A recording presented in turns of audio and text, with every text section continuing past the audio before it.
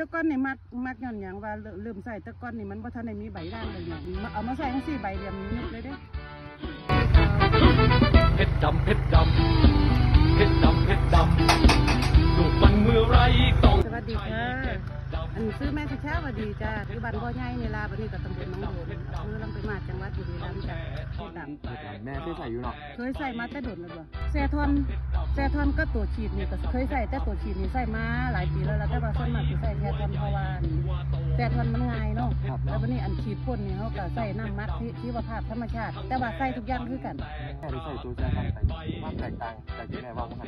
มันก็ดีตรงที่ว่าหาดมันหลายแตกต่างอยู่คนบ่เพิ่นว่ายานี่ตัวใดก็ดีของเขาทุกตัวเราลองเบิ่งแต่ว่ามันก็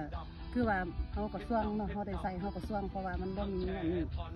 หนึ่งละใบด่างมันก็เพิ่งมาระบาดแค่ปี2 ปีนี้เนาะแต่ก่อนมันก็บ่ได้มีใบด่างมาให้ระบาดเขาก็อยากได้แนวที่ว่าเฮ็ดให้มันเศร้าใบด่างแต่ว่าก็มาสังเกตเบิ่งว่าใบด่างก็ได้ผลอยู่เนี่ยก็ใบด่างเบิดได้เนี่ยแต่ว่าก็ได้ผลอยู่นะหัวมันอันนี้ก็คือซุ่มด่างกับมีเนาะคันมันด่างล้วนๆแล้วเนี่ยด่างหลายตื่นก็อันเลี้ยงบ่ด่างนี่บ่ค่อยมีดอกแต่มันก็ได้หัวของแม่อยู่ได้ละได้ไรละ4 ตันก็ถ้ามันว่าจะเอามาแซ่ทันมันก็คือเอาเพชรดำก็คือว่าเขาก็เสียในผลิตภัณฑ์ของเพิ่นแล้วเนาะก็บ่ได้เสียคำโฆษณาเพิ่นดอกแต่ว่าเขาใส่แล้วเขาได้ทดลองอีหลีเขาได้ใส่อีหลีเนาะแม่เต็ม10แม่ให้เพชรดำเท่าไหร่ได้90อยู่บ่เอาเต็มร้อยก็ได้บ่ให้คนอื่นนี้ได้90อยู่